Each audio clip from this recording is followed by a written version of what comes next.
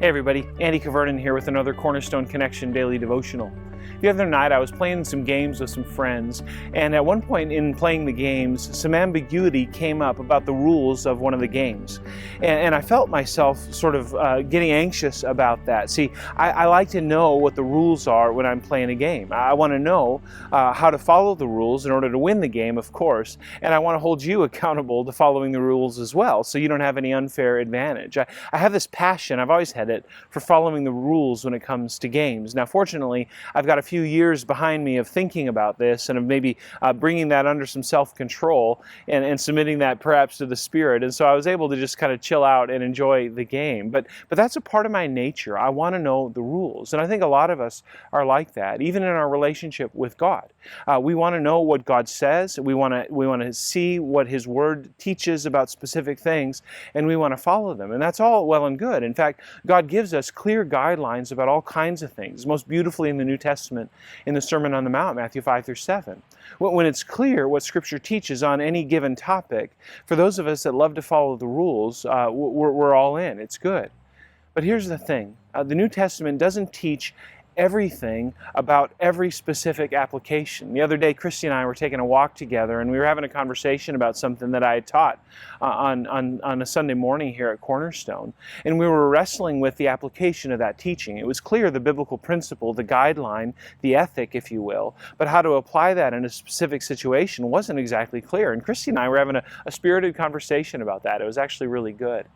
Friends, what do we do when the Scripture isn't explicit about exactly what we're to do in any given situation? Well, the Apostle Paul addresses that, and in Romans 14 he gives us some just incredible wisdom about how to approach these issues, and I want to bring this to you. This is Romans chapter 14. The whole chapter is applicable, but I'm going to just read the last 4 or 5 verses or so. Starting in verse 19, it says this.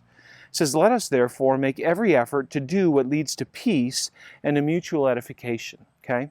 "Do not destroy the work of God for the sake of food. All food is clean, but it is wrong for a person to eat anything that causes someone else to stumble." Now, the issue here in the New Testament church, in the church in Rome, to whom Paul's writing, is this issue of food. What food is clean, what food is permissible to eat, and what food is not.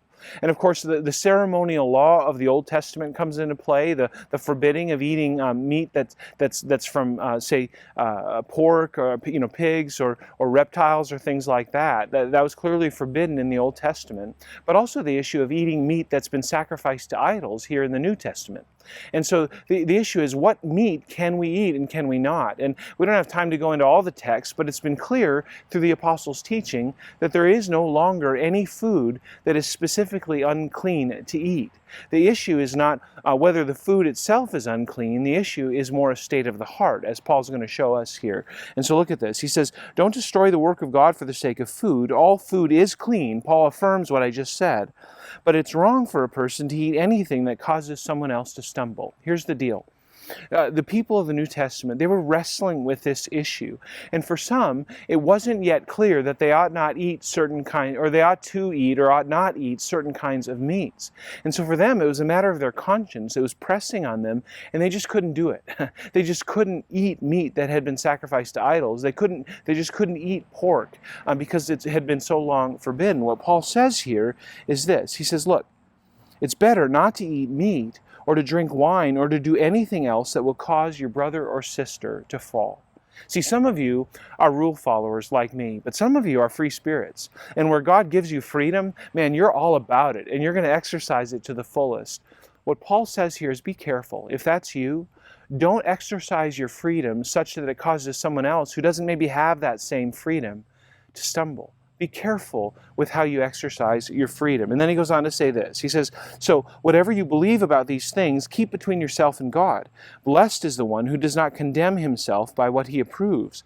But whoever has doubts is condemned if they eat, because their eating is not from faith." Paul's saying, look, if you have doubts about what you're doing, maybe it's about a movie that you're watching, maybe it's about the type of activity you're engaged with, the types of thoughts you're thinking, whatever it is. If you have doubts, if God is bringing that to your conscience, or you're just not able to get past it, don't do it. Don't violate your conscience. And here's what he says to finish out. He says, "Everything that does not come from faith is sin.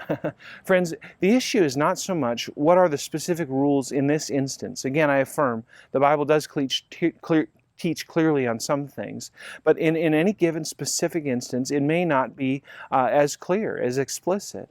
So what's the issue? Act in faith.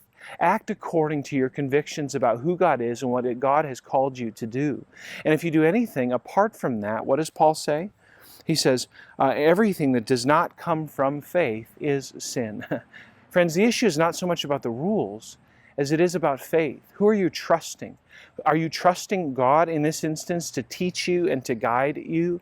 Act from faith with the conscience that God has put on you and follow those convictions.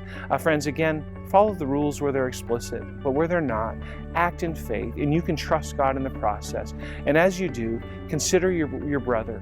Consider how your actions impact him or her, and be kind and be gracious. As far as it depends on you, be at peace with everybody. God bless you, friends. Have a great day, and Lord willing, we'll see you again soon on the Cornerstone Connection.